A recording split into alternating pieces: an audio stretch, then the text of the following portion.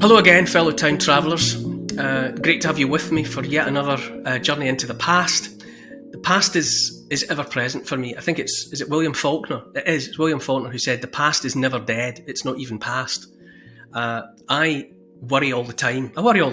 That's my default setting. I look at the world around me and I become increasingly worried about everything. Everything I can think of, and even things I haven't thought of yet, I'm already worried about. And my antidote, my vaccine against that viral fear lies in the past.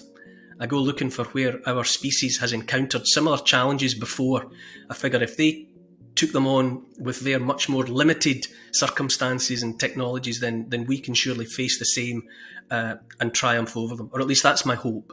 So I keep paying attention to the past, and you're welcome to come along with me while I do that. For those of you who haven't yet signed up to my Patreon site, it's patreon.com. It's all on a subscription model, which is to say, if you go to patreon.com and you search for me by name, Neil Oliver, and you find me, you can part with some cash, a monthly or an annual subscription. You become a member of a family or of a community, if you prefer, where we're all in a position to share ideas together. It's for the historically curious. It's for people who are curious about life in general. It's for people who want answers to questions. Paul and I make exclusive content for the Patreon site every week that you can only get here. We do competitions. We invite people to come up with ideas for specials. So you're behind the velvet rope, so to speak. You're in with the VIPs, my Patreon VIPs. So come along and join, be part of the family. And it's hopefully something that you'll enjoy, and it's by being part of the community you help the community. So enough about that. It's time to strap yourselves into the time machine as we set off on the next step. My love letter to the British Isles. Cue the music.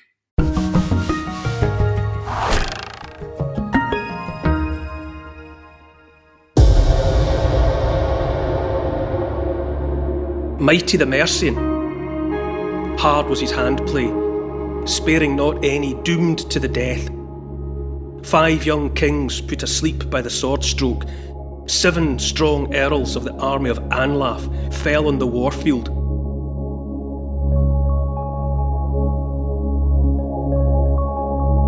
In this podcast, we're searching for a place that's become lost in time. The location of a battle that was fought over 1,000 years ago. The Gaels and the Picts and the Britons in the north join forces. The southern Angles have grown in size and power. Those two forces meet in a ferocious combat, a bloody fight long remembered for its gruesome cruelty. It became known as the Great War. And the repercussions of that battle are still reverberating across the British Isles to this day. I'm stepping out across Britain to discover 100 remarkable places that have shaped you, me, and the whole world. I'm Neil Oliver, and this is my love letter to the British Isles.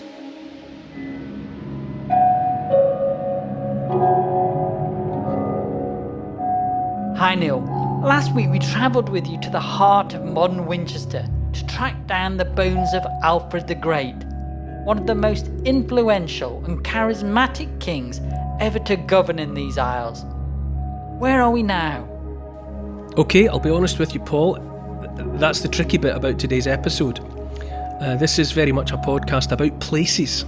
So here we hit what you might call an existential crisis, because this week's podcast is about a pivotal event in the history of these isles, and the trouble is, no one knows anymore where it took place.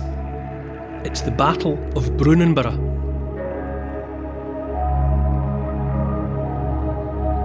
Right, the obvious question is, why is the Battle of Bruenburg included in my 100 places when we don't know where it took place? Well, here's the truth. Something that I've just had to accept. No story of these isles would be complete without an account of what happened that day in AD 937 in the place they called Bruenburg.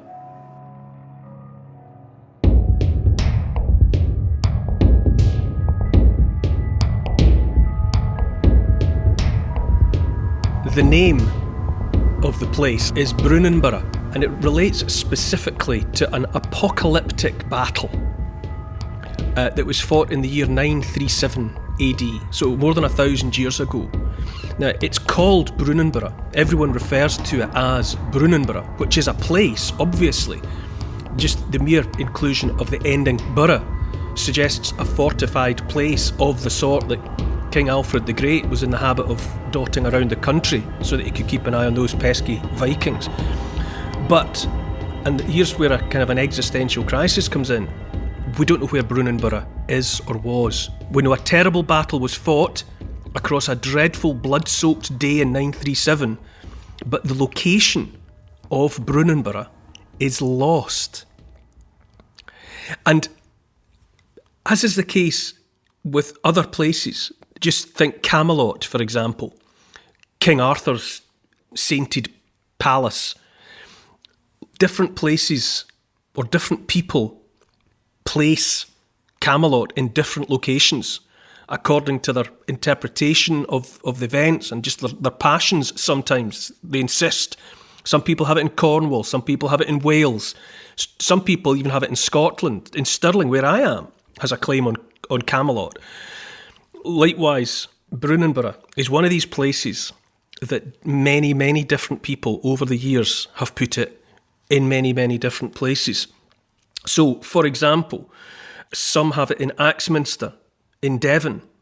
There's a site close by that to some people fits the bill. Barnsdale in South Yorkshire. There's another place called Brinsworth, which is close by Rotherham. Burnley in Lancashire is on the River Brun, and that's popular with some people. Burnswork in Lockerbie, which is in Dumfries and Galloway in the southwest of Scotland. Burnswork is the name of the hamlet that's there to this day, and it sounds a bit like Bruniswork, which is the way in which a historian called Simeon of Durham referred to the battle. He placed it at Bruniswork, and so because there's a Burnswork outside Lockerbie in Scotland, some people put it there. But there's other places besides. All sorts of people have put it in all sorts of different places. There isn't even any agreement on whether it's in the east or the west of the country. Nothing. It's quite fascinating. And it's made all the more fascinating because the battle was extraordinary, not just in its violence, but in its consequences. It's not a mythical battle though, is it? We know it took place. Absolutely. The chronicles have it. Poems were written about it. People remembered it ever after. They called it the Great War. Now, how does that resonate? You know, we talk about the war between 1914 and 1918. The First World War, that gets called the Great War. Well, 1,000 years before that, almost immediately in its aftermath, people were referring to Bruenburg as the Great War, which in a violent time, clearly what happened that day, wherever it happened, struck people as extraordinary. You know, these were places people used to violent battles being fought with swords and axes and the rest of it. But by the standards of the day, it was extraordinary and unforgettable. But the point is that Bruenburg defined the destinies of the countries of the Long Island of Britain. We take it for granted, do we not, that there's a kingdom in the north, Scotland, and a kingdom in the south, which is England. One smaller, one larger. You know, we just take that as read, as though it was inevitable, as though it would always have been like that. But it was Bruenburg in 937 AD that set that in stone, if you like. Wow. It made it inevitable that after 937 there would be a small, poorer kingdom in the north and a larger, richer kingdom in the south. Because, you know, you could quite easily have had the case that the whole place would have been pulled together as one.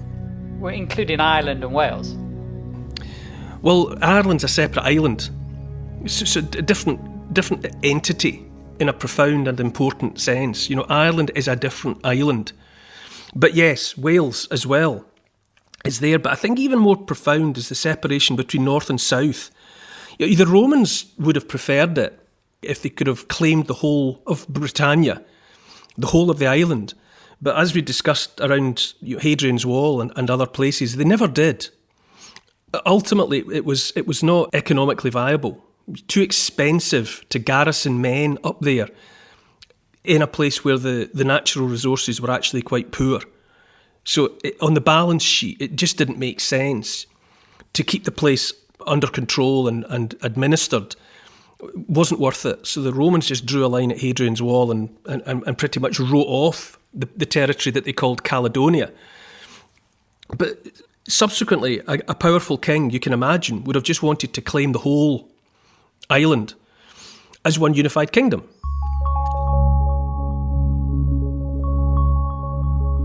But it didn't happen.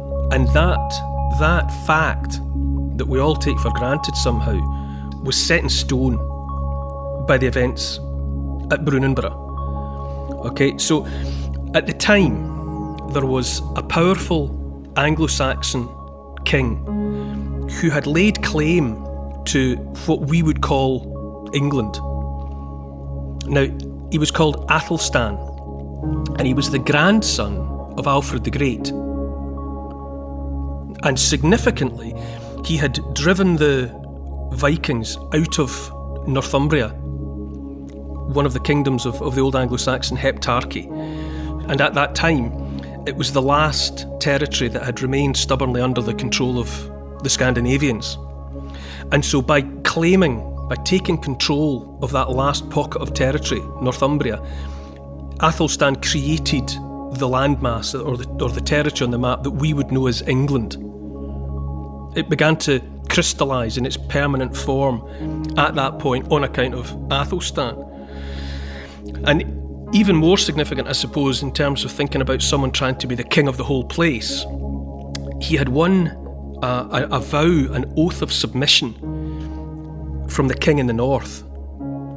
Okay, now the king in the north was called Constantine II. And he was king of what was beginning to be called, in the 10th century, Alba. A-L-B-A. It was the kingdom of Alba. People living there probably didn't know that's what their country was called. But learned monks in their scriptoria, writing histories and writing chronicles, they were beginning to refer to that territory as Alba. And that's a word that's very important to a lot of Scottish people to this day. It's the way that the Gaelic contingent of Scotland think of Scotland. They think about it as Alba rather than, or as well as, Scotland. So Constantine was the king in the north. The time when Gaels and Picts and others had been fighting, had been at each other's throats, was largely over. Gael and Pict had come together as one unified entity, which was Alba, from about 900 AD onwards. And Constantine II was its king. He was the top dog. But nonetheless, he had been dominated by, he was under the heel of Athelstan, the king in the south. Athelstan had threatened him, backed him into it, and said, you have to acknowledge me as your overlord, because I am stronger, and I come from a more powerful country. And Constantine had accepted that. Okay, so although he was the king of Alba, he was on the leash, effectively, of the king in the south. And it bothered him, as you can imagine it would. It's probably worth explaining at this point that Alba becomes known as Scotland, eventually. Scottie, is an Irish name, probably. It probably refers to a tribe, the Scots or the Scottie tribe, who had come in and made their presence felt. But it's also a word that etymologically relates to an old word for the sail of a ship. So that the people of Alba might have referred to these people on account of them turning up all the time as seaborne pirates, raiders. Oh no, over there on the horizon I see Scottie sails of ships that were coming. And so one way or another, those people that began coming from Ireland and began settling in that northern part of the British Isles, they were the Scots. And so Alba eventually becomes Scotland, the land of the Scots. When did that happen? It's hard to say. The oldest reference that we have to the place as a unified kingdom calls it Alba in the year 900. And subsequent to that, the name Scotland just starts to creep in. It's hard to say with any certainty when that name became the predominant one. And as I say, to this day, Gaelic speakers talk of and think about Alba as well. It means just as much to them as an identifier as Scotland does. So to put your finger on exactly when Alba became Scotland is hard. Now, Constantine, as the king in the north, his men around him, and probably his own sense of pride and self-worth, it bothered him that he was under the heel of the king in the south, Athelstan. So he defied his oath, and he went into a league of mutual support with two other powerful men. You might even call them kings. Specifically Owain, who was king of the Britons in Strathclyde. These territories are a hodgepodge of identities, people understanding themselves in all sorts of different ways. It almost has echoes of identity politics of today. You know, different people identified and put themselves in different groups. And around Strathclyde, around sort of Glasgow in the west, that was the kingdom of the Britons. People who felt that they were the continuation of what had existed under the Romans. And even older, the older Bretagne, which was the original word for the Long Island. No one can get their head around it. If you're confused, then you might well be, because it was a confusing time. So Constantine was the king of that territory in the north that was identifying itself as Alba, but there was a portion of it that was Strathclyde that was dominated by a king called Owain, who had his own sense of himself as an independent king. And then over in Ireland, there was a warrior or a king called Anlaf, and he was the king of Danish Vikings who had settled a territory in part of the island of Ireland. And likewise, he saw himself as an independent warlord with his own territory. So, in the run-up to the Battle of Bruenburg in 937, what's happened is that Constantine has sent word to these two other characters, Owain in Strathclyde and Anlaf in Ireland, that they should take on Athelstan once and for all.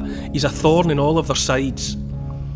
So Constantine suggests, let's make war on him. So this Rainbow Alliance forms. Constantine's Scots, Owain's Britons out of Strathclyde, and they march south and they pick up Anlaf and his warriors, who land somewhere, we think, in the west of the country, because they've come from Ireland.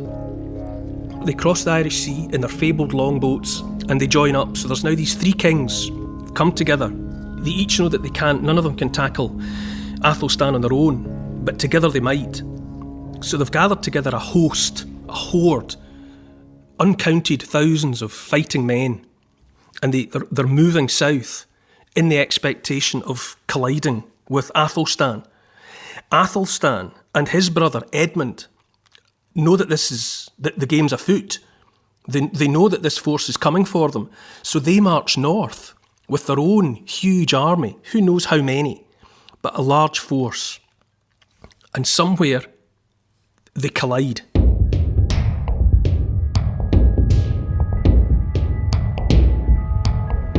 What unfolds is the Battle of Bruenburg. And as we've already established, nobody knows where this event actually took place. But it was an extraordinarily violent encounter. Now, there's an Old English poem, the most famous account. It features in the Anglo-Saxon Chronicle, which is a collection of records about the past. And it was the most famous translation from the Old English was made by Alfred, Lord Tennyson. You know, he of the Charge of the Light Brigade and all of that. Well, he translated this Old English poem, and it's fantastic. Well, it's fantastic if you like that sort of thing. It's unsparing, let's say, in its attention to the detail of all the violence that ensued. All the field with blood of the fighters flowed. There lay many a man marred by the javelin. Men of the Northland shot over shield there was the Scotsman, weary of war. And it goes on and on, verse after verse. Mighty the Mercian, hard was his handplay, sparing not any, doomed to the death. 5 young kings put asleep by the sword stroke. 7 strong earls of the army of Anlaf fell on the warfield, numberless numbers. Numberless numbers. So the people that were witness to it and remembered it ever after had never seen anything like it. It was the stroke fest to end all stroke fests. Constantine, king in the north, he came down, brought his own son with him, and his son, whose name we no longer have. We don't know the name of Constantine's son. He died on the battlefield. And there's some belief that Constantine's heart was broken at Bruenburg with the loss of his son. And in any event, just 6 years after the battle at Bruenburg, he stepped away from the throne, which was an unprecedented act. Nobody made him do it. He didn't die. He wasn't usurped. He wasn't defeated in battle by anyone. But 6 years after Bruenburg, he just walked away from the throne. And he lived the life of a hermit in a cave somewhere near St Andrews on the east coast of Scotland. That's how he lived out his days. And there's some suspicion that it was on account of his heart having been broken with the loss of his son and so many others at the Battle of Bruenburg. Slender warrant had he to be proud of, leaving his son too, lost in the carnage, mangled to morsels, a youngster in war. And it's one of those events that the violence of it seems to overtake everybody. They fight all day until, according to the poem, the grass and the ground under their feet is slippery with gore. Blood and entrails of the butchered, slaughtered men. They're sliding about in this horrendous mire made of men's meat and blood and organs. They're slithering about in the mess of it. No one has ever seen anything like it. Many a carcass they left to be carrion, many a livid one, many a sallow skin left for the white-tailed eagle to tear it. Never had huger slaughter of heroes slain by the sword edge. So you'd think about it in terms of, we think about battles like the Somme, the first day of the Somme, or Passchendaele, or some of the charnel houses of the First World War, that we were so, or that our recent ancestors were so appalled by, that mechanised slaughter of millions, that meant that something new had come. With the advent of the Great War of 1914 to 1918, people were made to realise that the world had changed forever. No one had seen anything like that. Men being mown down by machine guns and blown into pink mist by shells exploding around them. Well, likewise, it would appear that at Bruenburg in 937, the scale of it and the violence of it appalled everyone. And they remembered it ever after. Is there a front runner for where it took place? In this instance, that is the $64,000 question. In the modern era, or relatively recently, in terms of trying to pin it down, try and find where it happened, there's been a light turned on the settlement of Bruenburg, which is on the Wirral Peninsula. So the Wirral Peninsula is the Mersey. A lot of the expensive footballers live around there. It's that neck of the woods, and that would make sense because for Anlaf, the king of the Danish Vikings coming across the Irish Sea, he and they would have known about the River Mersey, the mouth of it, and it was in the Viking way to penetrate inland by bringing your boats up a river. So they would have known. So when it came to making plans, for Constantine and then Owain of the Britons, they could send word and say, we'll meet you at the Mersey. It would make sense as a location. So Bruenburg is the modern place name, but some of the early charters, if you look back in the county records in that part of the Wirral, the earliest references to the place have it as Bruenburg. It's actually spelt Bruenburg. So for those two reasons, its location, which would have been useful for Anlaf, who was bringing the third part of the rainbow coalition of fighting men, and the place name evidence, suggests that terrible battle may have unfolded somewhere on the banks of the Mersey, on the Wirral Peninsula. And relatively recently, there's been archaeological excavations that have turned up large amounts of metalwork, spearheads and the like, evidence of something having happened there. But it's difficult to date these things. And there were battles fought all over the place throughout history. But there's quite a lot of circumstantial evidence. Wow. But what makes Bruenburg so fascinating to me, and why there's a love letter to it, in this love letter to the British Isles, is because it seems that the events at Bruenburg mattered to everyone who heard them. Because people understood that something massive had happened there and then. It was this division of the long island of Britain into two unequal parts. A centre of gravity in the north and a separate centre of gravity in the south. People understood that if there ever had been a time when the whole place might have been brought together under one king, then that time had passed.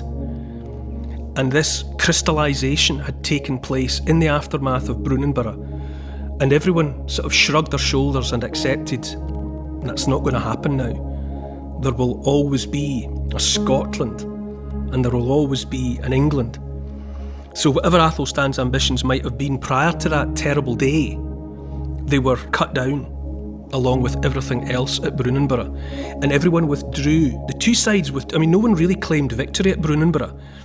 Athelstan may have had the upper hand, difficult to tell, but both armies were so terribly mauled that they withdrew from one another like hurt animals, just called it quits and withdrew, and they went their separate ways, and they just silently accepted this matter is settled now. there's an entity in the north and there's an entity in the south, and that sword stroke was made by Bruenburg. I mean, everyone's heard of 1066 and the Battle of Hastings and the Norman Conquest. But arguably a much, much more significant event happened long before, in 937 AD, when those two armies came together and once and for all settled the matter of Britain for all time.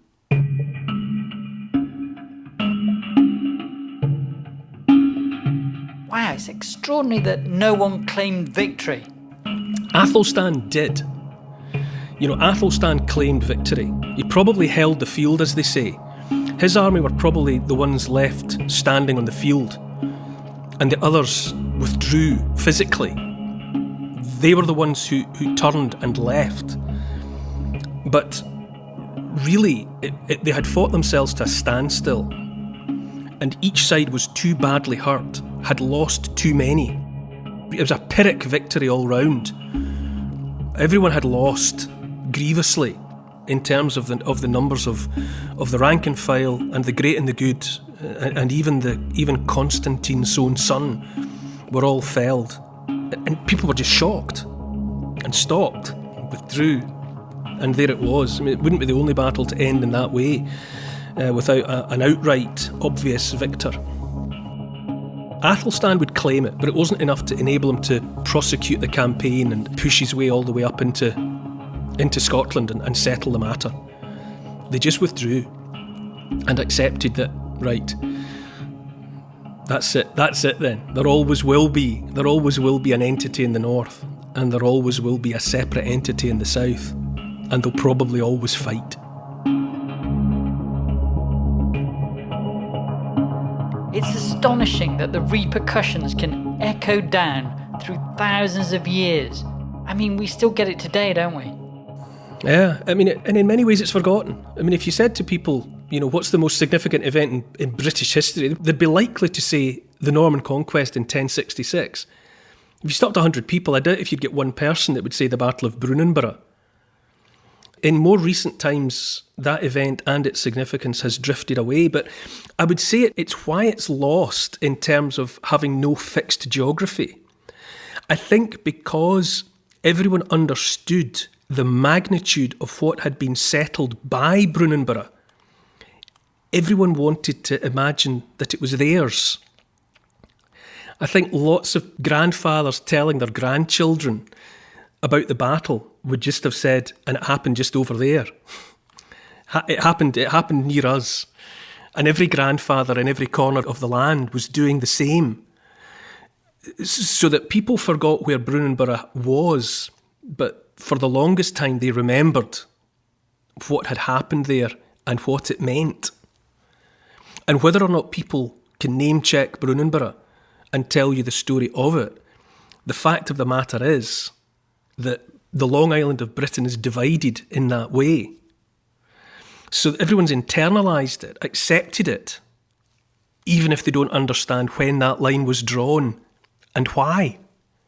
But it was drawn in 937 at a place called Bruenburg.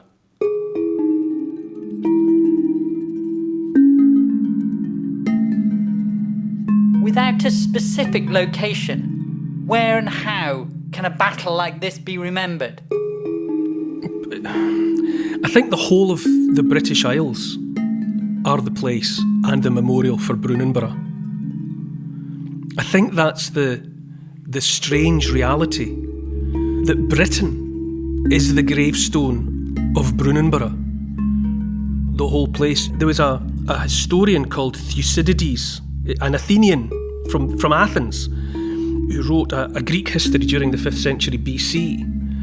There's a great funeral oration was given by a great general called Pericles, and Thucydides recorded what Pericles said at that funeral oration. And Pericles points out so eloquently, for the whole earth is the tomb of heroic men, and their story is not graven only on stone over their clay, but abides everywhere, woven into the stuff of other men's lives. So the whole of Britain is the memorial for Bruenburg. And whether men and women are aware of it, the reality of its aftermath is woven through all of our lives. Story is not graven only on stone over their clay. That doesn't matter.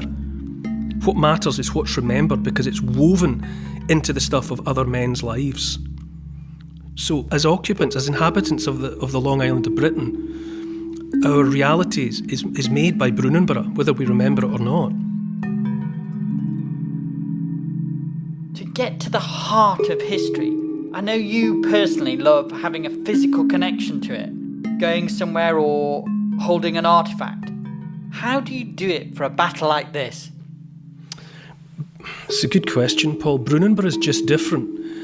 And to some extent, Bruenburg is Britain.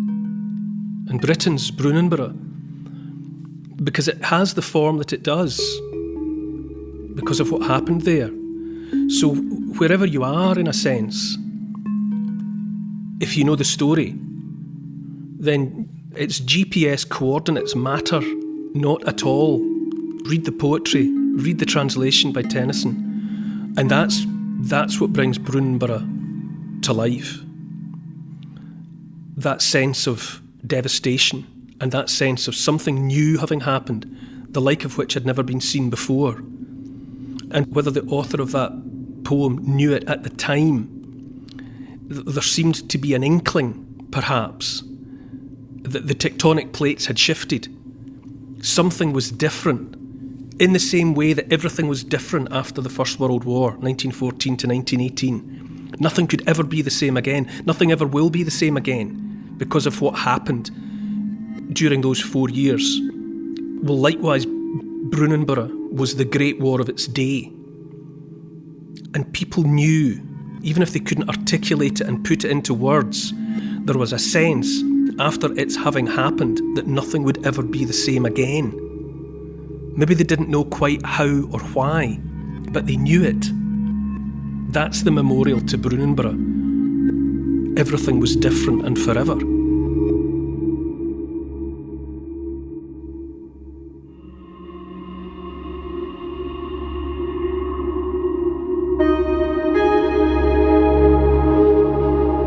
A need to build, to find anchors in infinity and connections to a greater power. Not long after the turn of the second millennium, a building was begun whose power and beauty has resonated across the centuries. A monument that gives us a telling snapshot of the energy and inspirations that drove our ancestors.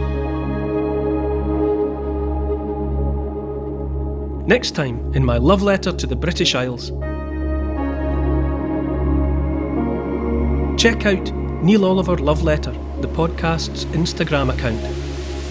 And to ensure you get each new episode of the podcast as it goes live, don't forget to subscribe, write a review, and share with your friends. For further reading about these favourite destinations of mine, you could try my book.